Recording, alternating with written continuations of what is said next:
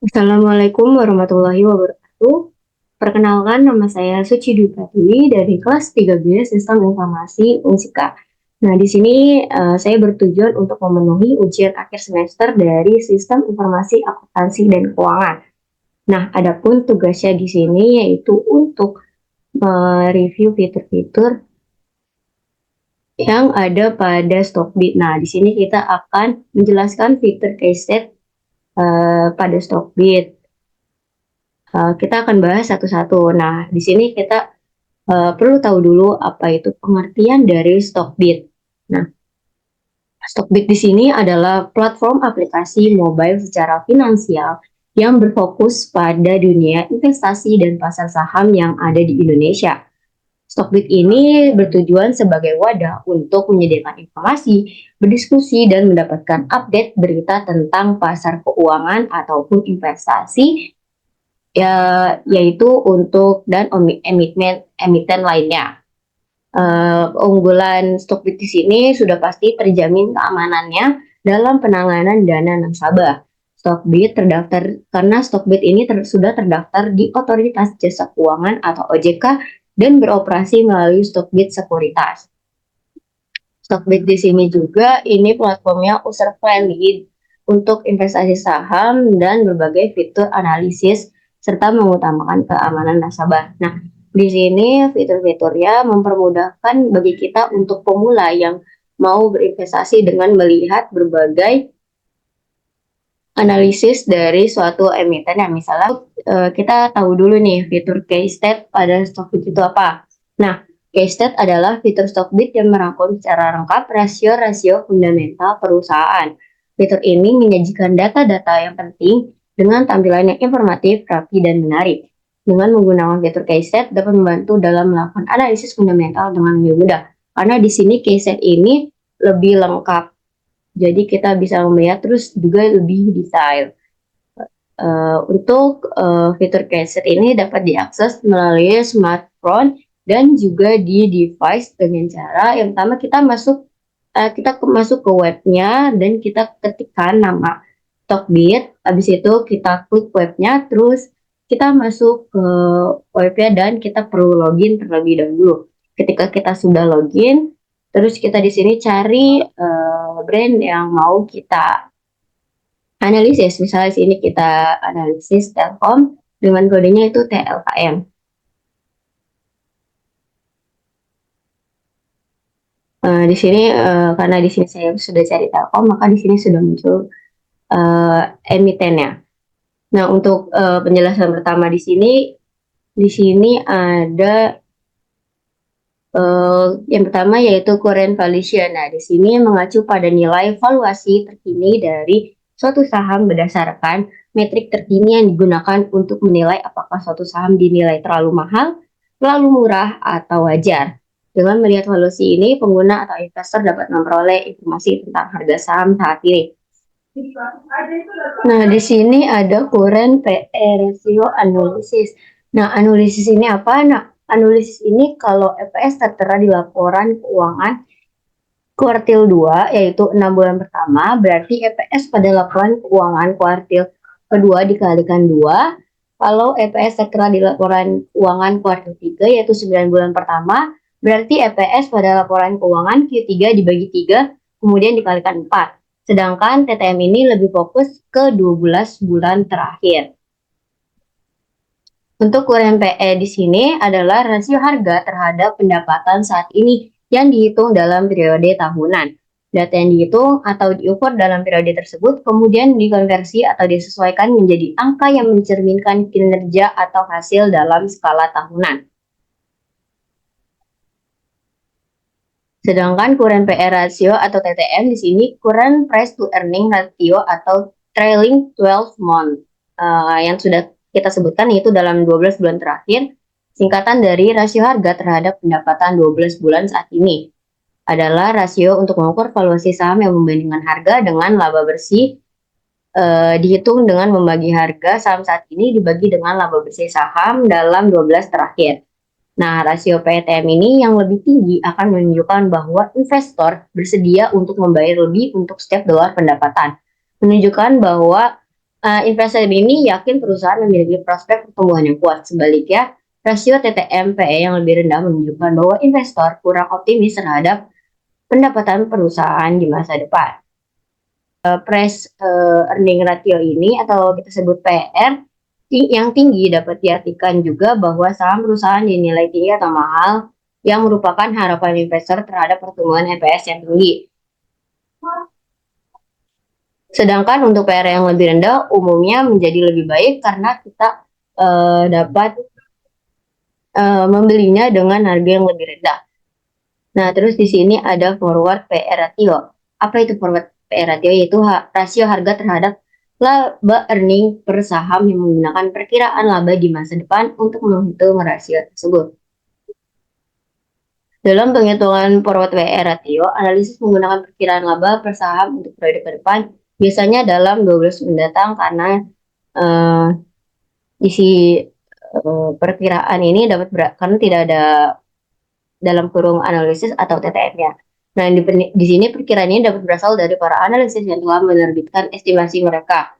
Rasio forward ini nilai relatif dari laba perusahaan di masa depan. Misalnya, jika harga saham perusahaan A saat ini adalah $50 dan perkiraan laba saham untuk tahun depannya adalah $5, maka forward PE ratio adalah 10 kali dalam kurung $50 dibagi $5. Ini berarti bahwa investor harus membayar 10 kali laba per saham untuk membeli saham perusahaan A. Perbedaan antara forward PE ratio dan PE ratio yang lain seperti trailing PE ratio adalah forward PE ratio menggunakan perkiraan laba di masa depan. Sedangkan PE ratio lainnya menggunakan data historis laba. Selanjutnya ada IHSGE PE ratio. Nah, di sini itu rasio harga saham terhadap laba per sahamnya. Jadi untuk indeks harga saham gabungan di Bursa Efek Indonesia, rasio ini mengukur valuasi atau harga relatif saham-saham yang terdapat dalam IHSG. Nilai PE yang ratio yang lebih tinggi menunjukkan bahwa harga saham relatif lebih mahal dibandingkan dengan laba yang dihasilkan oleh perusahaan. Sedangkan nilai PE ratio yang lebih rendah menunjukkan bahwa harga saham relatif lebih murah dibandingkan dengan laba yang dihasilkan oleh perusahaan. Selanjutnya di sini ada earning yield dalam kurung TTM atau dalam 12 bulan terakhir. Nah, earning yield ini adalah kebalikan dari invest PE ratio. Jika lebih tinggi maka umumnya lebih baik. Di sini perhitungannya terbalikan dari PR yang tadi. Nah, untuk earning yield ini perhitungannya kebalikan dari PR. Nah, jika PR harga saham dibagi laba bersihnya, maka kebalikannya laba bersih dibagi harga saham di earning yield ini. Nah, earning yield ini jarang digunakan, biasanya digunakan untuk menunjukkan tingkat pengembalian investasi. Semakin tinggi earning yield ini, maka semakin tinggi pula tingkat pengembalian yang diharapkan dari investasi dalam saham tersebut. Selanjutnya ada current price to sell dalam 12 bulan terakhir, yaitu rasio harga saat ini terhadap pendapatan penjualan perusahaan. Jadi jika semakin ini memberikan gambaran tentang berapa kali investor bersedia untuk membayar setiap dolar pendapatan penjualan yang dihasilkan oleh perusahaan. Jika semakin tinggi rasio ini, semakin mahal valuasi saham perusahaan dibandingkan dengan pendapatan penjualan yang dihasilkan. Jadi di sini mungkin kita cari current price-nya yang paling rendah karena jika kemahalan maka kita mungkin juga jadi bayarnya jadi lebih-lebih ya. Nah, terus di sini ada current price to book value. Ini menilai valuasi relasi saham berdasarkan nilai bukunya. Jadi di sini dibandingkan rasio harga saat ini dengan nilai buku perusahaan. Umumnya jika lebih rendah berarti bahwa saham tersebut under value. Harus dibandingkan dengan price to book value rata-rata industri di sektornya. Nah, di sini menunjukkan apakah Anda mau membayar terlalu banyak untuk yang akan tersisa jika perusahaan mengalami kebangkrutan. Oke, selanjutnya di sini ada current price to cash flow. Nah, di sini adalah perbandingan dari harga saat ini terhadap arus kas operasional perusahaan dalam 12 bulan terakhir. Semakin rendah rasio ini, semakin murah valuasi saham perusahaan dibandingkan dengan arus kas operasional yang diberikan. Nah, selanjutnya di sini ada current price to free cash flow. Di sini adalah rasio harga saat ini terhadap arus kas bebas perusahaan dalam 12 bulan terakhir. Semakin rendah rasio ini, semakin murah valuasi saham perusahaan dibandingkan dengan arus kas bebas yang dihasilkan. Jadi dari current price to cash flow dan current price to free cash flow ini rentangnya sama, cuman beda di perhitungannya aja. Itu kalau cash flow menggunakan arus kas operasional, sedangkan price to cash flow di sini menggunakan arus kas bebas. Terus di sini ada EV to EBIT. Jadi rasio ini menilai terhadap laba sebelum bunga, pajak, depresiasi, dan amortisasi dalam 12 bulan terakhir. Membandingkan saham-saham dalam sektor atau bisnis yang sama. Rasio EV to dibanding EBIT ini yang tinggi menunjukkan bahwa saham perusahaan dinilai terlalu tinggi atau overvalued. Sebaliknya, rasio EV atau EBIT yang rendah menunjukkan bahwa saham suatu perusahaan undervalued. Selanjutnya ada EV to EBITDA dalam 12 bulan terakhir, yaitu membandingkan nilai perusahaan terhadap laba sebelum bunga sama seperti sebelumnya. Sedangkan kalau di sini yaitu mencakup nilai pasar saham ditambah dengan utang bersih atau total uang dikurangi dengan kas atau yang setara dengan kas. Lalu selanjutnya ada PEG ratio, adalah rasio price atau earning to grow, rasio harga terhadap pertumbuhan laba. Rasio ini memberikan gambaran seberapa mahal atau murah harga saham perusahaan dibandingkan dengan tingkat pertumbuhan laba perusahaan. Semakin rendah PEG ratio, semakin murah valuasi saham perusahaan dibandingkan dengan pertumbuhan labanya. Misalnya jika PE ratio suatu perusahaan adalah 20 kali dan tingkat pertumbuhan laba adalah 10%, maka PEG ratio adalah 2 kali. Ini berarti harga saham perusahaan tersebut adalah 2 kali lipat tingkat pertumbuhan labanya. Selanjutnya di sini ada PEG ratio sama, tapi dalam jangka waktu 3 tahun. Rasio ini digunakan untuk perbandingan antara harga saham, laba per saham, dan tingkat pertumbuhan laba dalam jangka waktu 3 tahun. Di sini bervariasi tergantung pada sumber yang digunakan dan estimasi pertumbuhan laba yang akan digunakan dalam perhitungan. Rasio PG ratio ini lebih rendah dan menunjukkan bahwa saham perusahaan tersebut relatif undervalued atau murah. Di sini kita bisa lihat PG ratio sebelumnya di sini ada minus, berarti minus itu tidak baik untuk kita gunakan karena bisa jadi ini sahamnya akan menurun. Nah, tetapi di sini dalam jangka waktu 3 tahun tidak. Jadi minus ini dapat dipertimbangkan karena ada sensibility-nya, yaitu bisa naik dan bisa turun. Lalu selanjutnya di sini terakhir ada PEG forward, adalah istilah yang digunakan untuk mengacu pada perhitungan PEG ratio dengan menggunakan tingkat pertumbuhan laba yang diperkirakan di masa depan. PEG ratio ini sama, hanya saja di sini terdapat perkiraan masa depannya. Sebagai faktor penyesuaian, ini berbeda dengan PEG ratio yang lain di mana tingkat pertumbuhan laba yang historis digunakan. Lalu selanjutnya di sini ada per share. Nah, per share itu apa? Per share mengacu pada keuangan yang mengukur kinerja perusahaan dan menghasilkan laba bersih per saham. Rasio ini membagi laba bersih perusahaan dengan jumlah saham yang beredar. Per share dievaluasi dari waktu ke waktu dengan membandingkan kinerja perusahaan pesaing dari industri yang sama. Adapun isinya yaitu ada current EPS dalam 12 bulan terakhir. EPS adalah laba bersih perusahaan yang dibagi dengan jumlah saham biasanya yang beredar.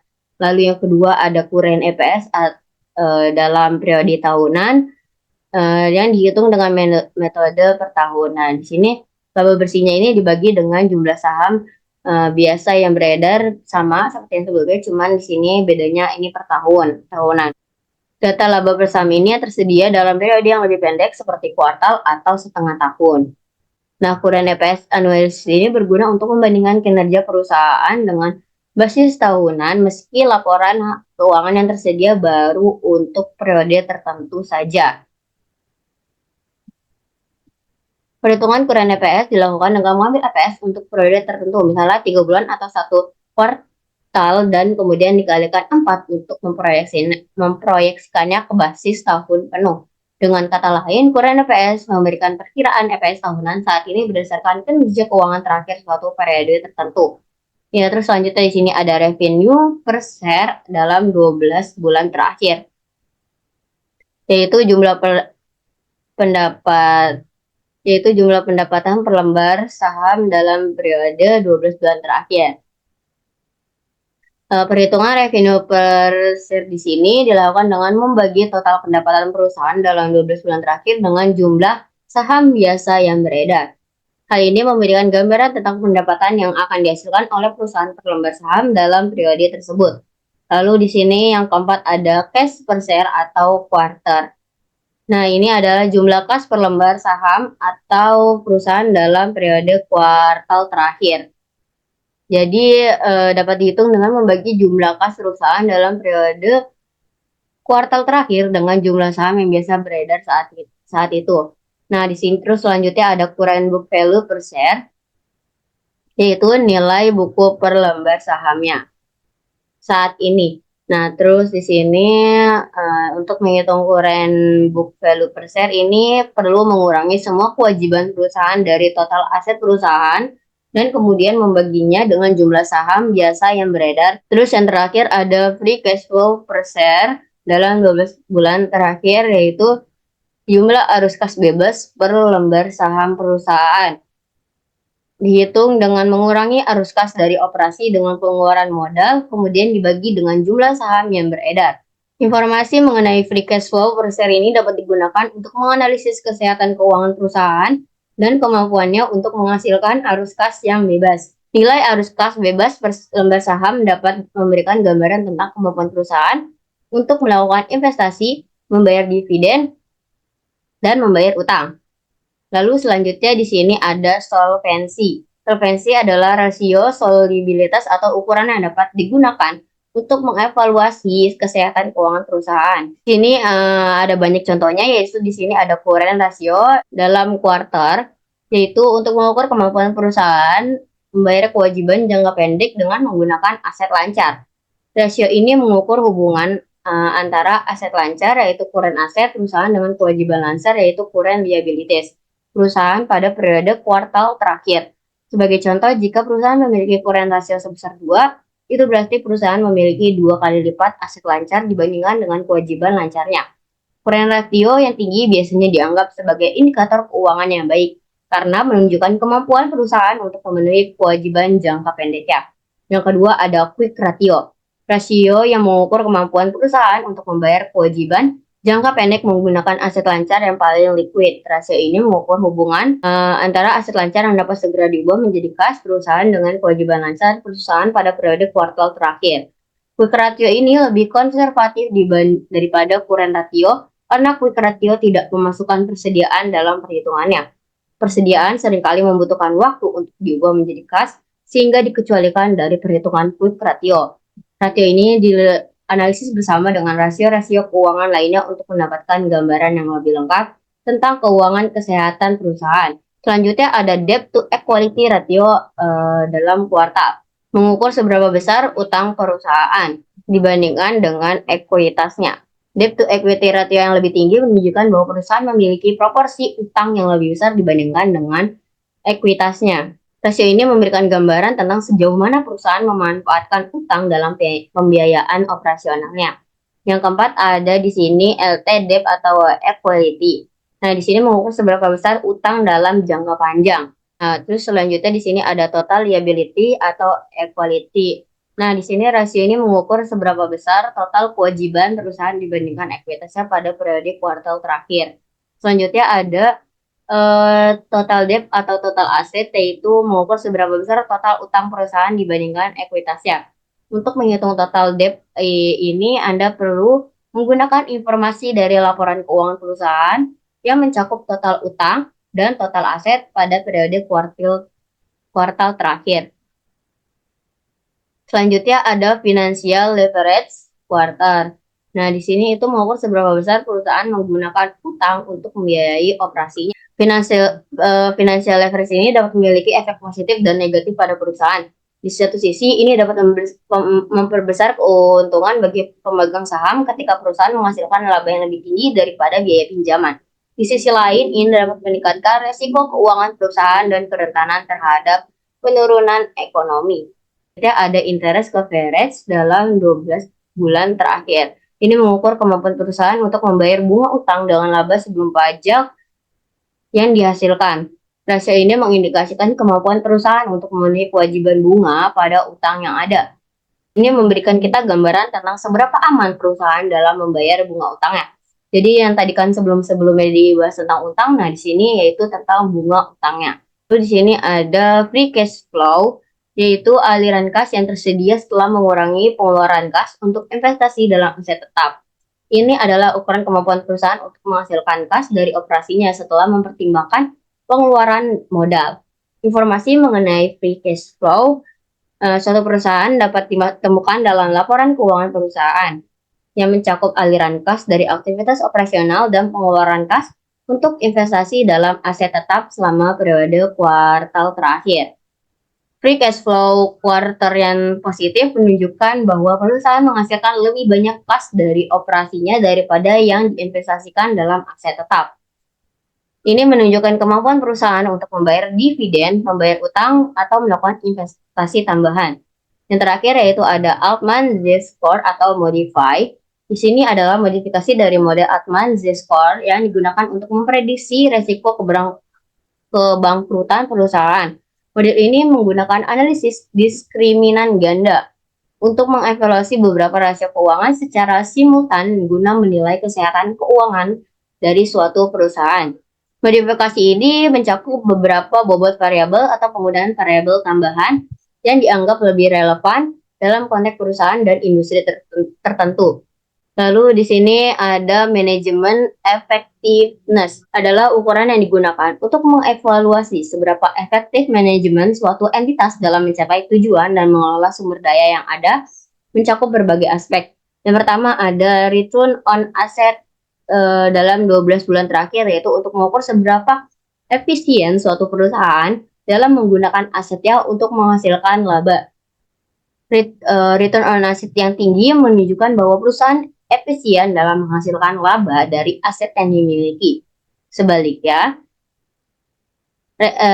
return yang rendah ini dapat mengindikasikan masalah efisiensi atau penggunaan aset yang tidak optimal. Lalu selanjutnya di sini ada return on equity dalam 12 bulan terakhir, yaitu mengukur seberapa efisien suatu perusahaan dalam menghasilkan laba dari modal yang disetor oleh pemegang saham. Rasio ini menggambarkan presentasi laba yang dihasilkan perusahaan dari setiap dolar modal yang diinvestasikan oleh pemegang saham. Dalam bentuk persentase, hasil dari ini dipresentasikan dalam bentuk persentase. Nah, return on equity yang tinggi menunjukkan bahwa perusahaan efisien dalam menghasilkan laba dari modal yang diinvestasikan oleh pemegang saham. Sebaliknya, jika lebih rendah, maka mengindikasikan masalah efisiensi atau penggunaan modal yang tidak optimal. Selanjutnya ada return on capital employee, yaitu rasio yang digunakan untuk mengukur seberapa efisien suatu perusahaan dalam menghasilkan laba dari modal yang diinvestasikan, baik oleh pemegang saham maupun pemberi pinjaman. Return on capital ini yang tinggi menunjukkan bahwa perusahaan efisien dalam menghasilkan laba dari modal yang diinvestasikan. Sebaliknya yang rendah ini menjadi masalah yang tidak optimal. Lalu selanjutnya yaitu ada return on invested capital. Nah, ini untuk mengukur seberapa efisien suatu perusahaan menghasilkan laba dari modal yang diinvestasikan, baik oleh pemegang saham maupun pemberi pinjaman. Kalau yang tadi ada pemberi saham doang, di sini ada penambahan yaitu pemberian pinjaman juga. Jadi perhitungannya jadi bertambah. Nah, untuk yang tinggi juga sama seperti sebelumnya menunjukkan efisiensi, sedangkan yang rendah menunjukkan masalah yang tidak optimal. Lalu yang selanjutnya di sini ada days sales outstanding dalam kuartal terakhir. Nah, di sini itu ukuran rata-rata jumlah hari yang dibutuhkan oleh suatu perusahaan untuk mengumpulkan pembayaran dari penjualan dalam periode triwulan. Angka DSO yang tinggi ini menunjukkan bahwa perusahaan mengalami keterlambatan dalam menerima pembayaran yang dapat mengakibatkan masalah arus kas. Sebaliknya, DSO yang rendah menunjukkan bahwa perusahaan dapat mengumpulkan pembayaran dengan cepat sehingga uang yang dapat digunakan kembali dalam bisnis dengan lebih efektif. DSO di sini dihitung dengan membagi rata-rata piutang selama periode tertentu dengan total nilai penjualan kredit selama periode yang sama. Kemudian hasilnya dikalikan dengan jumlah hari dalam periode yang diukur. Lalu selanjutnya ada days inventory dalam kuarter terakhir, yaitu ukuran rata-rata jumlah hari yang dibutuhkan oleh suatu perusahaan untuk menjual persediaan dalam periode triwulan. DIO ini dihitung dengan membagi rata-rata nilai persediaan selama periode triwulan dengan total biaya barang yang terjual selama periode yang sama. Kemudian hasilnya dikalikan dengan jumlah hari dalam periode triwulan yang diukur. Misalnya, jika suatu perusahaan memiliki rata-rata persediaan senilai $27.000 selama periode 1 tahun dengan biaya barang yang terjual adalah $243.000, maka DIO akan dihitung sebagai yaitu 27.000 dibagi 243.000 dikali 365 sama dengan 40,56 hari. DIO yang tinggi menunjukkan bahwa perusahaan memiliki persediaan yang berputar lebih lambat yang dapat mengakibatkan risiko persediaan yang tidak terjual atau ketinggalan tren pasar. Sebaliknya, DIO yang rendah menunjukkan bahwa perusahaan dapat menjual persediaan dengan cepat yang mengurangi risiko persediaan yang tidak terjual dan meningkatkan arus kas. Di sini days inventory-nya tidak ada, maka menunjukkan bahwa DIO-nya bagus dan di sini pasti berjalan lebih cepat dan terjual terus-menerus. Lalu di sini ada days payables outstanding adalah ukuran rata-rata jumlah hari yang dibutuhkan oleh suatu perusahaan untuk membayar kewajiban kepada pemasok atau kredit. DPO dihitung dengan membagi rata-rata uang yang harus dibayar selama periode triwulan dengan total biaya barang yang dibeli selama periode yang sama. Kemudian hasilnya dikalikan dengan jumlah hari dalam periode triwulan yang diukur. DPO yang tinggi menunjukkan bahwa perusahaan memiliki waktu yang lebih lama untuk membayar kewajiban kepada pemasok atau kreditor yang dapat memberikan keuntungan dalam manajemen arus kas. Sebaliknya yang rendah menunjukkan bahwa perusahaan membayar kewajiban dengan cepat, tapi dapat mengakibatkan tekanan pada arus kas. Nah, berarti di sini days payables outstanding ini terdapat tekanan pada arus kas. Lalu selanjutnya ada cash conversion cycle adalah ukuran efektivitas manajemen yang menunjukkan seberapa cepat sebuah perusahaan dapat mengonversi uang tunai yang dimiliki menjadi lebih banyak uang tunai. Ini melacak pergerakan uang tunai saat diubah menjadi persediaan dan hutang dagang melalui penjualan dan piutang dagang dan kemudian kembali menjadi uang tunai. Cash conversion cycle yang lebih rendah ini umumnya dianggap lebih baik untuk sebuah perusahaan karena menunjukkan bahwa perusahaan dapat mengonversi investasi menjadi uang tunai yang lebih cepat. Terbukti bahwa di sini tidak ada atau nol, berarti cash value di sini menunjukkan investasi menjadi uang tunai menjadi lebih cepat. Lalu di sini ada receivable turnover, yaitu ukuran yang digunakan untuk mengukur seberapa efektif sebuah perusahaan dalam mengumpulkan piutang atau utang yang harus diterima dari pelanggan. Rasio ini menunjukkan seberapa baik perusahaan menggunakan dan mengelola kredit yang diberikan kepada pelanggan dan seberapa cepat hutang jangka pendek tersebut dikumpulkan atau dibayar. Untuk menghitungnya perlu penjualan kredit bersih dan rata-rata piutang dagang selama periode tersebut.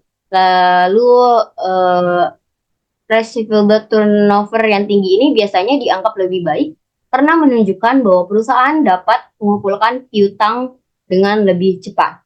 Selanjutnya di sini ada asset turnover adalah ukuran yang digunakan untuk mengukur seberapa efektif sebuah perusahaan dalam menggunakan asetnya untuk menghasilkan pendapatan. Rasio ini menghitung total pendapatan selama 12 bulan terakhir dibagi dengan rata-rata total aset. Formula untuk menghitung aset turnover adalah yaitu yang pertama total revenue selama 12 bulan terakhir dibagi average total aset. Semakin tinggi rasio aset turnover, semakin efisien perusahaan dalam menggunakan asetnya untuk menghasilkan pendapatan. Sebaliknya, jika rasio asetnya lebih rendah, menunjukkan bahwa perusahaan tidak efisien dalam menggunakan asetnya untuk menghasilkan penjualan. Selanjutnya yang terakhir di sini adalah inventory turnover, itu ukuran yang digunakan untuk mengukur seberapa cepat persediaan sebuah perusahaan terjual selama 12 bulan terakhir. Rasio ini menghitung cost of goods sold atau COGS yang dibagi dengan rata-rata nilai persediaan. Semakin tinggi rasio inventory turnover (TTM) ini semakin cepat persediaan perusahaan terjual. Hal ini menunjukkan efisiensi perusahaan dalam mengelola persediaan dan menghindari penumpukan persediaan yang tidak produktif. Dari aspek manajemen efektif ini diketahui bahwa ini untuk melihat efisiensi suatu perusahaan terhadap beberapa hal. Lalu di sini ada net income dan revenue. Ada net income dan revenue adalah dua metrik keuangan yang sering digunakan untuk menganalisis kinerja keuangan perusahaan, memberikan gambaran tentang seberapa menguntungkan perusahaan, sementara revenue memberikan gambaran tentang seberapa besar pendapatan yang dihasilkan oleh perusahaan. Nah, dari net income di sini kita dapat lihat periode untuk kuartal 1, kuartal 2, kuartal 3, kuartal 4, yaitu pembagian waktu dalam setahun yang diinginkan dalam laporan keuangan perusahaan biasanya digunakan pada 12 bulan terakhir, yaitu di TTM. Setiap periode memiliki durasi 3 bulan dan digunakan sebagai dasar untuk laporan keuangan berkala dan pembayaran dividen. Periode ini biasanya dinyatakan sebagai Q1 untuk periode 3 bulan pertama, kuartal 2 untuk periode 3 bulan kedua, dan seterusnya. Misalnya Q1 2022 atau Q1 2022 mengacu pada periode 3 bulan pertama di tahun 2022. Yang kedua yaitu ada annualized atau kita bisa sebutnya dengan perhitungan dalam setahun terakhir. Di sini yaitu penyesuaian data keuangan atau metrik keuangan dalam jangka waktu 1 tahun. Biasanya periode waktu ini lebih pendek menjadi angka yang mencerminkan perkiraan atau proyeksi untuk periode 1 tahun. Misalnya jika kita memiliki data pendapatan bulanan atau laba bulanan, kita dapat menganulisasinya dengan mengalikannya dengan 12 untuk mendapatkan perkiraan pendapatan atau laba tahunan. Ini membantu dalam membandingkan kinerja perusahaan atau satu aset dalam skala tahunan. Yang ketiga ada TTM, yaitu kuartil, biasanya kuartil 3 ya. Perhitungan 12 bulan terakhir terhadap periode 3 bulan ketiga, mengacu pada periode 12 bulan terakhir atau 4 kuartal terakhir. Lalu selanjutnya ada most recent quarter. Di sini mengacu pada kuartal terbaru dalam laporan keuangan atau hasil keuangan di suatu perusahaan. Terus selanjutnya ada market cap. Di sini adalah nilai total pasar sebuah perusahaan. Ini menggambarkan ukuran perusahaan berdasarkan harga pasar saat ini. Untuk menghitung market cap ini, jumlah total saham yang beredar dikalikan dengan harga pasar saat ini dari satu lembar saham. Market cap ini digunakan oleh para investor untuk menentukan ukuran sebuah perusahaan dan dapat menjadi faktor penting dalam pengambilan keputusan investasi. Perusahaan dengan market cap yang lebih besar cenderung dianggap lebih stabil dan memiliki potensi pertumbuhan yang lebih besar. Di sini kita bisa lihat Telkom bahwa pertumbuhannya lebih besar. Lalu di sini ada enterprise value, yaitu ukuran ekonomi yang mencerminkan nilai pasar suatu perusahaan. Jumlah klaim ini oleh semua pihak yang berkepentingan termasuk kreditur dan pemegang saham. Enterprise value digunakan dalam penilaian bisnis dan analisis keuangan, analisis risiko, dan analisis portofolio. Di sini ada current share outstanding, yaitu istilah dalam saham yang mengacu pada jumlah saham perusahaan yang beredar di pasar. Saham yang beredar adalah bagian saham yang diterbitkan oleh perusahaan dan dimiliki oleh individu, perusahaan, dan lembaga. Dengan kata lain, current share outstanding adalah saham perusahaan yang sudah go public dan beredar di masyarakat. Ini net income, ini penjelasannya sama dengan revenue. Hanya saja di sini hanya pembeda. Kita bisa melihat pembedaan dari angka-angkanya. Apakah itu baik dan apakah itu lebih buruk atau itu emang stabil. Lalu selanjutnya di sini ada profitability. Nah, profitability ini mengacu pada kemampuan suatu perusahaan untuk menghasilkan keuntungan atau laba. Profitability merupakan indikator penting dalam menganalisis kinerja keuangan suatu perusahaan. Di sini aspek yang pertama yaitu ada Gross profit margin merupakan margin laba kotor, yaitu perbandingan antara laba kotor dengan pendapatan total. Gross profit margin ini rasio yang mengukur efisiensi perusahaan dalam mengelola operasionalnya dan menghasilkan laba kotor selama satu kuartal. Rasio ini dihitung dengan membagi laba kotor selama dengan pendapatan total selama periode tersebut. Gross profit margin yang tinggi menunjukkan bahwa perusahaan mampu menghasilkan laba kotor yang baik dari operasional. Nah, di sini tidak ada laba kotor yang tertera, maka tidak menunjukkan bahwa perusahaan mampu menghasilkan laba kotor tersebut. Nah, terus yang kedua ada operating profit margin, yaitu rasio yang mengukur efisiensi perusahaan dalam menghasilkan laba operasional selama satu kuartal. Rasio ini dihitung dengan membagi laba operasional dan pendapatan total selama periode tersebut. Operating profit margin yang tinggi menunjukkan bahwa perusahaan mampu menghasilkan laba operasional yang baik dari operasionalnya. Yang ketiga ada net profit margin quarter. Di sini yaitu margin laba bersih adalah perbandingan antara laba bersih dengan pendapatan total. Net profit margin yaitu mengukur efisiensi perusahaan dalam menghasilkan laba bersih selama satu kuartal. Net profit margin yang tinggi menunjukkan bahwa perusahaan mampu menghasilkan laba bersih yang baik dari operasionalnya setelah mempertimbangkan semua biaya dan pengeluaran.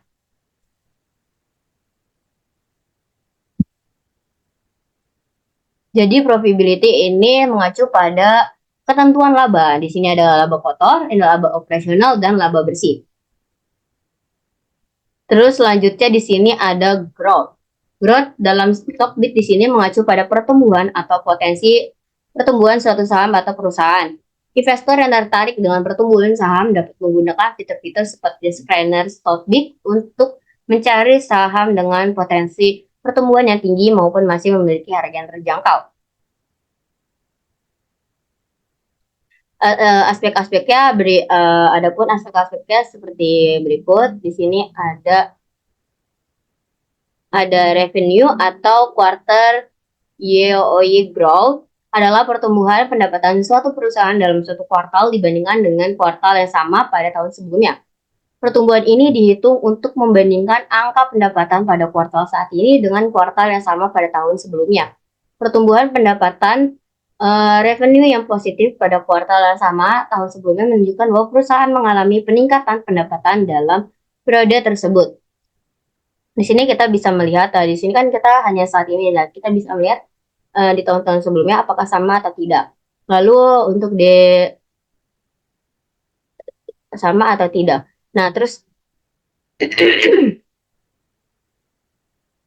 nah, di sini kita bisa melihat bahwa di sini kan positif. Nah, ini ini hanya perhitungan tahun ini. Nah, kita lihat juga untuk perhitungan tahun sebelumnya apakah sama atau tidak. Terus untuk selanjutnya ada gross profit quarter year growth. Itu pertumbuhan laba kotor suatu perusahaan dalam suatu kuartal dibandingkan kuartal yang sama pada tahun sebelumnya. Pertumbuhan laba kotor gross profit yang positif pada kuartal yang sama di tahun sebelumnya menunjukkan bahwa perusahaan mengalami peningkatan laba kotor dalam periode tersebut. Karena kan sebelumnya laba kotor juga nggak ada, jadi di sini untuk profitnya sendiri tidak ada. Nah, terus di sini ada net income, yaitu adalah pertumbuhan laba bersih suatu perusahaan dalam satu kuartal dibandingkan dengan kuartal yang sama pada tahun sebelumnya. Ini sama kayak sebelumnya, jika positif maka mengalami peningkatan di periode tersebut. Jadi di sini yaitu mengenai laba-laba seperti sebelumnya, cuman di sini dibandingkan dengan kuartal yang sama di tahun sebelumnya, apakah terjadi peningkatan atau tidak. Jadi di sini membahas tentang laba. Jadi di sini tentang membahas peningkatan labanya saja. Terus di sini dibandingkan dengan kuartal yang sama tahun sebelumnya, apakah terdapat peningkatan atau tidak. Lalu di sini ada dividen. Dividen dalam Stockbit ini adalah pembagian laba kepada pemegang saham yang memenuhi syarat, yaitu investor yang tercatat memiliki saham hingga tanggal pencatatan atau recording date. Dividen dapat berupa pembayaran tunai Dividen dapat berupa pembayaran tunai, cash, atau dalam bentuk saham. Beberapa emiten juga membagikan dividen dalam bentuk saham, di mana pemegang saham akan menerima saham tambahan berdasarkan rasio yang ditentukan. Yang pertama di sini ada dividen. Dividen adalah pembagian laba atau hasil yang dibayarkan kepada pemegang saham berdasarkan jumlah saham yang dimiliki. Dividen ini salah satu cara bagi perusahaan untuk memberikan keuntungan kepada pemegang saham sebagai imbal hasil atas kepemilikan saham mereka. Pembayaran dividen ditentukan oleh keputusan direksi perusahaan dan disetujui dalam rapat umum pemegang saham atau RUPS. Dividen ini dapat memberikan imbal hasil tambahan bagi pemegang saham selain dari potensi capital gain atau selisih harga jual dengan beli saham. Selanjutnya ada dividen dalam 12 bulan terakhir, yaitu maksudnya pembagian laba atau hasil yang dibayarkan kepada pemegang saham berdasarkan jumlah saham yang dimiliki pada 12 bulan terakhir. Selanjutnya ada payout ratio, yaitu rasio presentasi dari laba bersih perusahaan yang dibagikan sebagai dividen kepada pemegang saham. Misalnya jika sebuah perusahaan memiliki laba bersih sebesar 1 miliar dan membagikan dividen sebesar 500 juta, maka dividen payout rasionya adalah 50%. Terus di sini ada dividen yield. Dividen yield adalah perbandingan antara dividen yang dibagikan per saham dengan harga per sahamnya. Digunakan untuk mengukur tingkat keuntungan yang diberikan oleh perusahaan kepada pemegang saham. Contohnya jika sebuah perusahaan memberikan dividen per saham sebesar 200 dan harga pasar sahamnya adalah 5.000, maka dividen yield-nya adalah 4%. Lalu yang terakhir ada last dividend ex-date, yaitu adalah tanggal terakhir di mana pemegang saham harus membeli saham agar berhak menerima dividen terbaru. Jika seorang investor membeli saham setelah tanggal ex-date, maka dia tidak akan memenuhi syarat untuk memenuhi dividen tersebut. Oke, selanjutnya di sini ada market rank, yaitu hasil dari pengurutan peringkat perusahaan berdasarkan kapitalisasi pasar atau market cap di bursa saham. Rank ini adalah metode pengurutan yang mengurutkan perusahaan berdasarkan ukuran nilai kapitalisasi pasar suatu perusahaan. Kapitalisasi pasar adalah nilai total saham perusahaan yang beredar yang dihitung dengan mengalihkan harga saham perusahaan dengan jumlah saham yang beredar. Market rank ini digunakan untuk menentukan posisi relatif suatu perusahaan dalam hal ukuran pasar dibandingkan dengan perusahaan lainnya. Aspek pertama yaitu ada Piotrowski F-score. Nah, di sini adalah skor diskrit antara 0 hingga 9 yang mencerminkan 9 kriteria yang digunakan untuk menentukan kekuatan posisi keuangan suatu perusahaan. Skor ini digunakan untuk menentukan saham dengan nilai terbaik, dengan 9 menjadi yang terbaik dan 0 menjadi yang terburuk. Skor ini dapat membantu investor dalam memilih saham dengan potensi pertumbuhan yang tinggi dan dianggap sebagai alat dalam strategi investasi nilai atau value investasi. Skor tertinggi yang mungkin dalam priority F-score ini adalah 9 dan terendah adalah 0. Semakin tinggi skornya, semakin baik nilai saham perusahaan. Untuk skor F-score sebesar 8 atau 9 dianggap kuat. Berarti untuk 7 ini masih kuat, cuman belum terlalu kuat. Nah, terus untuk EPS rating adalah peringkat pertumbuhan earning per share atau EPS suatu perusahaan dalam rentang persentil 1 hingga 99. Semakin tinggi pertumbuhan EPS, semakin baik peningkatan dengan nilai yang lebih tinggi. EPS rating membantu investor dalam memilih saham dengan pertumbuhan EPS yang kuat dan dianggap sebagai alat dalam strategi investasi. Saham dengan EPS rating yang tinggi menunjukkan pertumbuhan laba yang kuat dan dapat menunjukkan potensi kesuksesan. Karena di sini tidak ada, maka ratingnya 0 dan artinya pertumbuhan EPS-nya belum baik. Nah, terus di sini ada relative strength rating.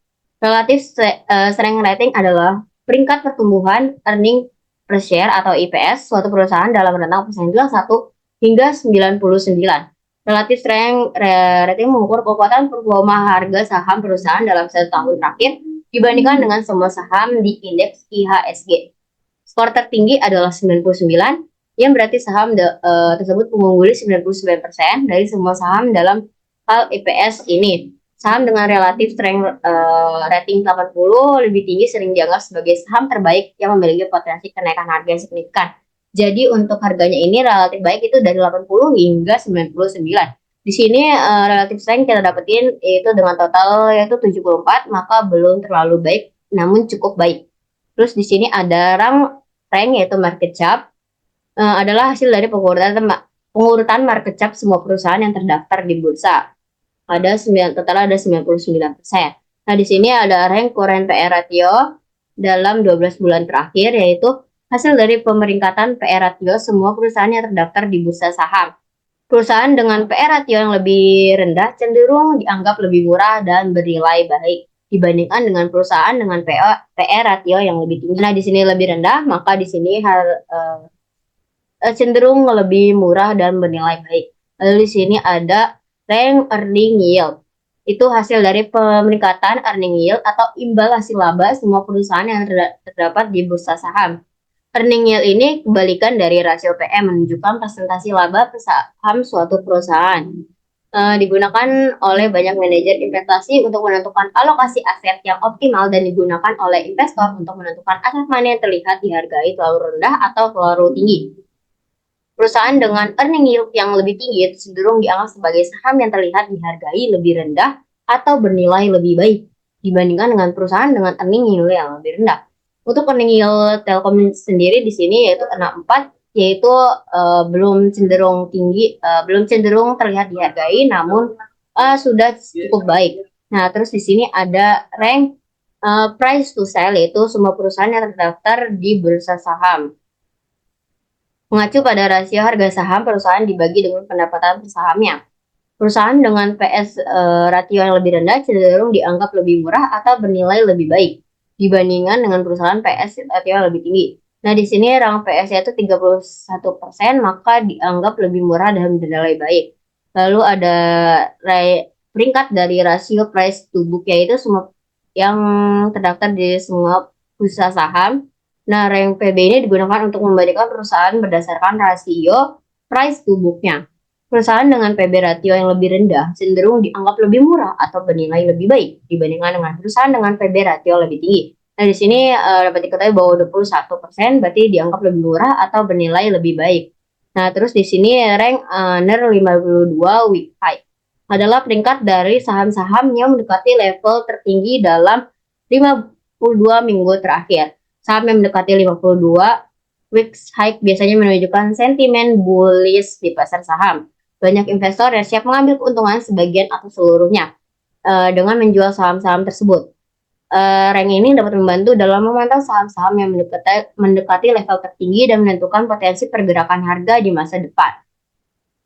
Untuk rank dalam 52 minggu di level tertinggi ini ada 78%, artinya cukup baik atau mungkin belum terlalu baik. Nah, terus selanjutnya kita pindah ke posisi yang kanan. Di sini ada income statement. Income statement adalah bagian dari laporan keuangan yang menggambarkan kinerja operasional perusahaan selama periode tertentu.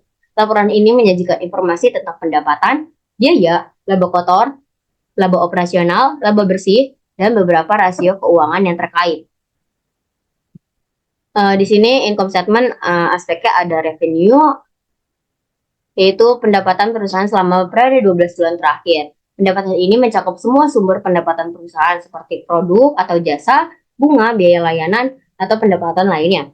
Pendapatan revenue adalah salah satu komponen utama dalam laporan keuangan perusahaan. Biasanya digunakan untuk berbagai analisis keuangan seperti perbandingan dengan periode sebelumnya, pertumbuhan tahunan, dan perbandingan dengan pesaing yang ada di industri yang sama. Selanjutnya ada gross profit, yaitu selisih antara pendapatan perusahaan dan biaya langsung produksi selama 12 bulan terakhir. Gross profit ini menggambarkan jumlah pendapatan yang tersisa setelah mengurangi biaya langsung yang terkait dengan produksi barang atau jasa dan dihitung menggunakan mengurangi biaya langsung produksi dari pendapatan perusahaan. Lalu yang ketiga ada EBITDA, yaitu laba sebelum bunga, pajak, depresiasi, dan amortisasi selama periode 12 bulan terakhir. EBITDA umumnya digunakan dalam analisis keuangan dan penilaian karena memungkinkan perbandingan yang lebih mudah tentang kinerja operasional dan kemampuan menghasilkan arus kas perusahaan di berbagai industri dan ukuran. Di sini kita ketahui laba kotor profit kan dari tadi gross itu nggak ada angkanya, berarti di sini laba kotornya tidak ada. Terus di sini ada net income, yaitu laba bersih perusahaan selama periode 12 bulan terakhir.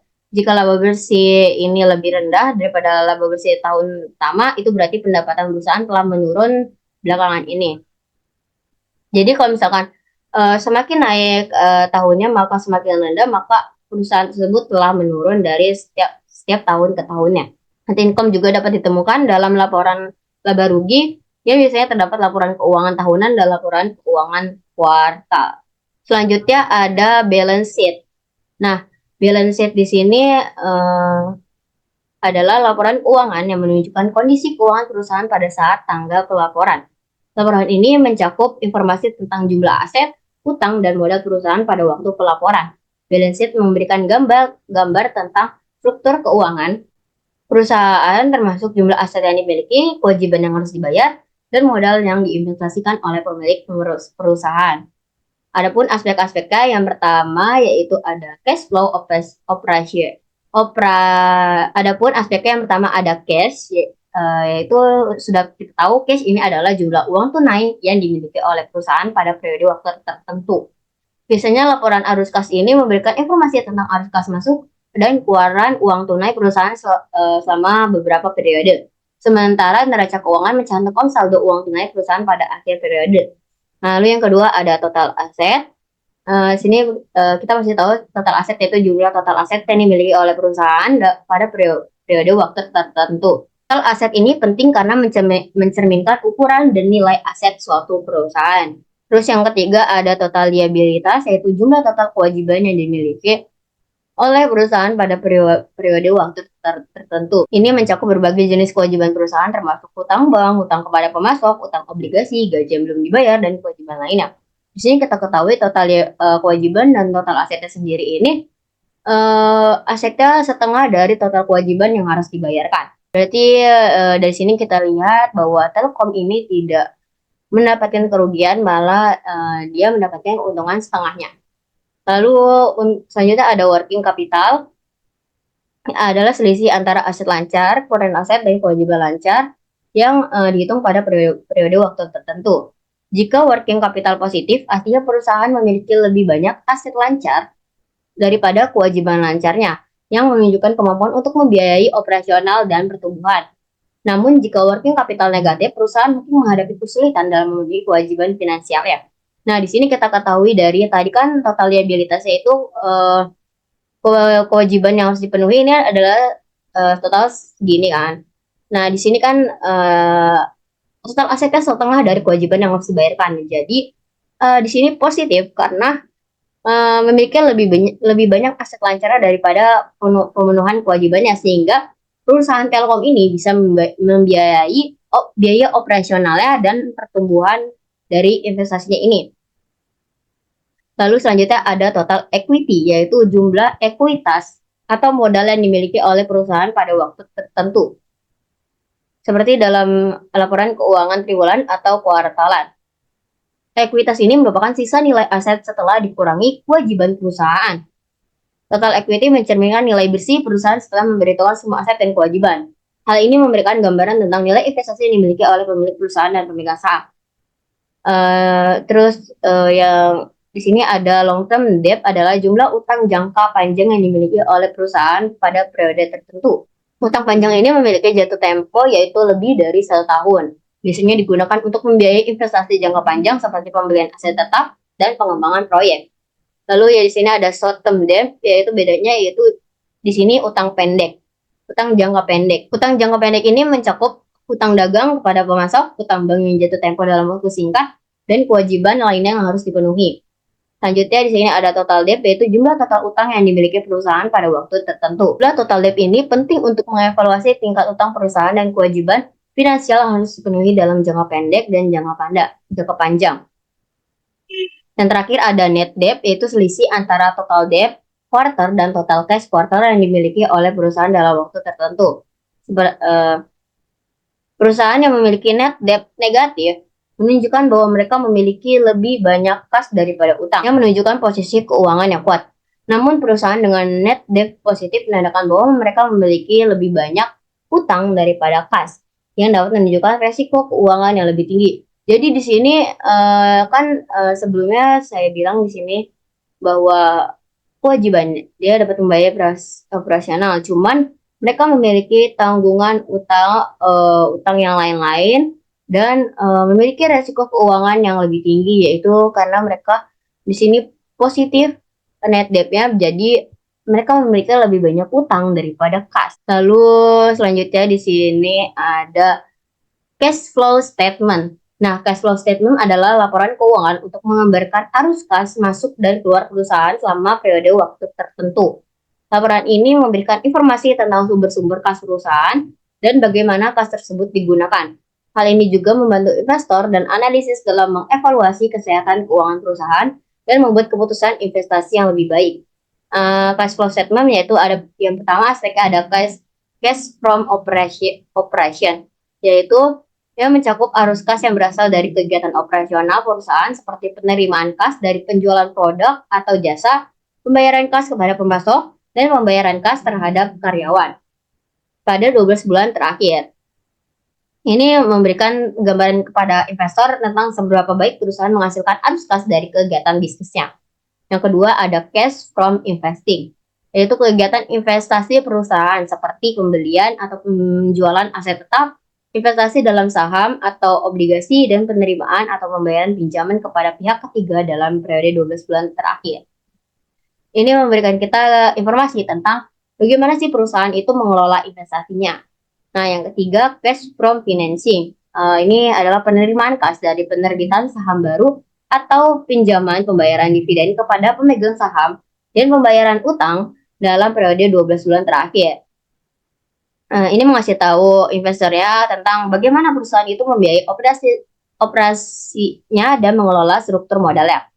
Lalu yang keempat ada capital expenditure, yaitu adalah dana yang digunakan oleh perusahaan untuk memperoleh atau meningkatkan aset fisik seperti properti, bangunan, atau peralatan selama 12 bulan terakhir. Capital expenditure ini mencerminkan jumlah investasi yang telah dilakukan oleh perusahaan dalam memperluas atau memperbarui aset fisiknya. Lalu yang terakhir ada free cash flow, itu adalah ukuran yang digunakan untuk mengevaluasi kinerja keuangan perusahaan.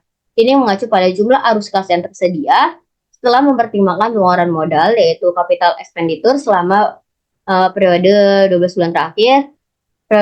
Free cash flow TTM ini dapat dihitung dengan mengurangi pengeluaran modal dari arus kas aktivitas operasi perusahaan. Ukuran ini penting karena mencerminkan kemampuan perusahaan untuk menghasilkan arus kas yang bebas digunakan dalam berbagai cara seperti membayar dividen kepada pemegang saham, membayar utang, melakukan investasi tambahan, atau membeli kembali saham. Nah, yang terakhir di sini ada aspek dari price performance, yaitu analisis kinerja harga saham yang dilakukan di platform Stockbit. Dalam analisis fundamental ini terdapat beberapa rasio yang digunakan untuk mengevaluasi apakah suatu saham sedang diperdagangkan dengan harga yang murah atau malah lebih mahal. Nah, di sini yang pertama ada dalam waktu 1 week price return, yaitu mengacu pada persentase perubahan harga saham selama periode 1 minggu terakhir. Ini adalah ukuran kinerja harga dalam jangka waktu singkat. Misalnya, jika 1 week price return satu saham ada 5%, itu berarti harga saham tersebut naik 5% selama 1 minggu terakhir. Sebaliknya, jika 1 week return adalah min 2%, itu harga saham tersebut turun 2% selama 1 minggu terakhir. Di sini ketahui bahwa 1 week price return itu naik seharga 1,53%. Lalu yang kedua, ada 3 month price return mengacu pada presentasi perubahan harga dalam 3 bulan terakhir. Ini mengukur kinerja saham dalam waktu singkat. Nah, terus ini ada 1 month price return, yaitu 1 bulan terakhir. Lalu ada 6 month price return, yaitu ada 6 bulan terakhir. Ada 1 year price return, yaitu dalam 1 tahun terakhir. 3 years return dalam 3 tahun terakhir. 5 years return 5 tahun terakhir.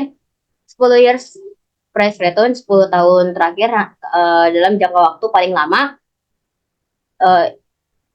Jangka sedang itu di 1 tahun, jangka lama di 3, 5, 10, Dan ini ada year to date price return, yaitu mengacu pada presentasi perubahan harga saham sejak awal tahun hingga saat ini.